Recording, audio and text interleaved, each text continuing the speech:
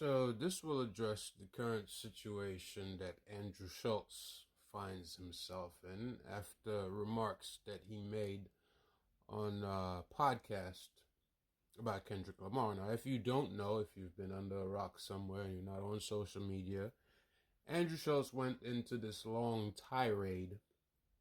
To me, it was just like he was coming out as gay. I mean, he has the whole Freddy Mercury look going on. I'm not sure if that's what he's thinking, but when I heard what he said, this is the first thing that came to my mind. Like, no grown man, I don't care if you're a comedian or what, would make such a statement about, taking the masculinity of another man, and the only decision could be made by that other man was whether it was consensual or not.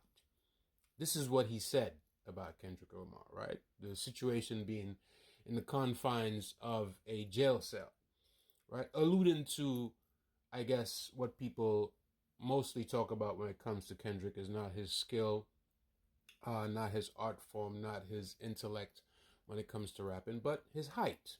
That's the only ammunition they really have against him. And I guess that's what Andrew Schulz was using. Well, it has backfired because a lot of the Kendrick supporters have come for him.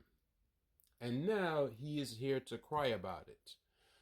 Let me just say this. You are always free to say what you want about another person. That is where freedom of speech comes in. However, how will people react to this freedom of speech? How will people react? Is everybody going to react the same? No. It's just like all the people who are out here telling people that they shouldn't have voted this way, they shouldn't have voted that way, and are upset with members of their family, their loved ones. You never know how people will react. This is the same scenario. So it's not even Kendrick coming back for him after he made those, absolutely disgusting comments, right? And the joke was tacky, which is another problem. He's not that good of a comedian. He should probably take some notes from somebody like Bill Burr, who is a master comedian. I've heard Bill Burr's jokes on blacks. It is hilarious. The guy's a genius. Andrew Schulz, nobody. You have a long way to go. But let's hear him come on here and cry. Kendrick stands have been posting shit like telling me they're gonna take out my family on like pictures of my child, my daughter. God. You surprised by this? This is the nature of the game. Yeah, social media. Yeah, social media. It's like, but he says that line. He says that line. His parent, his friend, some of his fans. The majority of his fans don't do anything. The majority of his fans are just like they like hip hop. They think he's a great musician. But the most extreme ones, on a picture of my 8-month baby, are going, "You better take security everywhere because I'm coming for your whole family." And this is like multiple. Crazy. So to me, that person, I don't blame Kendrick. We can't control what our fans do. But that person...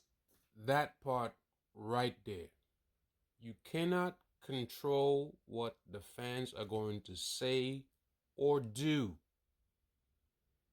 The same way you had the gumption and the unmitigated gall to make that trash of a joke about Kendrick Lamar. For whatever reason, you decided to come off of it. Whether it was off the top of your head or you had it preloaded, you made the joke. Maybe you don't like him. Maybe you think Drake shouldn't have lost the battle to him.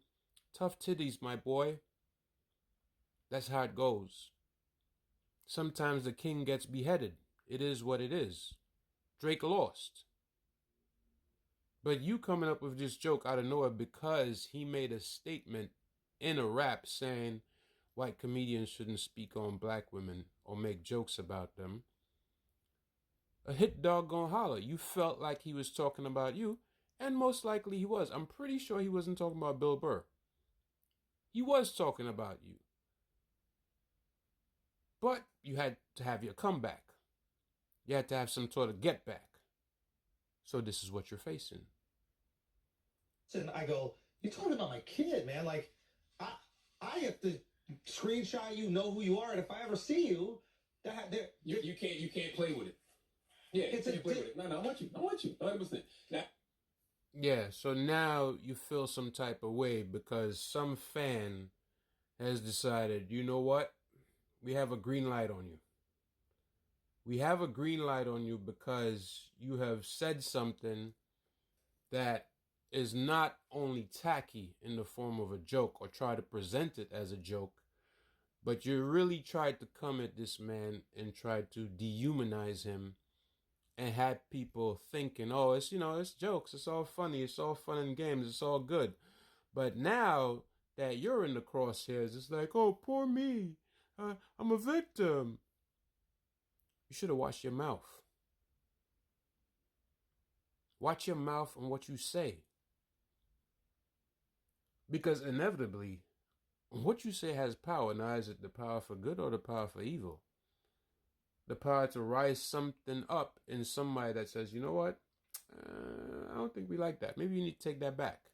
If you're not willing to walk it back and you're going to stand 10 toes down on it, then, hey, it is what it is. You're going to have to deal with it accordingly. That's all I can say. If you think that what you said is not offensive, it wasn't a shit joke, right? Trash, belongs, crumpled up in the dumpster heap, then okay, go ahead. Keep on.